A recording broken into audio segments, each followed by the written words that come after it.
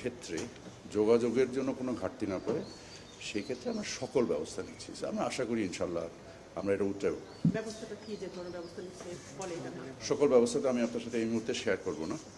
আমরা আমাদের প্রতিযোগিতার আমাদের যে প্রতিবন্ধকতাগুলো আছে সেগুলো কিছু কাঠামোগত, কিছু খরচের দিক দিয়ে আমরা এই সকল জিনিসকে সমন্বয় করে আমাদের সক্ষমতা বৃদ্ধি করব এবং আমরা আশা করি ইনশাল্লাহ আমি এটাতে কোনো সমস্যা দেখছি না। আমাদের মোরলেস অ্যাবাউট 40 থেকে 50 হাজার টন মতো মেটেরিয়াল বাই রোডে এখান থেকে ভারতের বিভিন্ন পোর্ট, বিশেষত দিল্লি, কলকাতা এবং ব্যাঙ্গালোর কিছু এই পোর্টের মাধ্যমে আমাদের রপ্তানি হতো।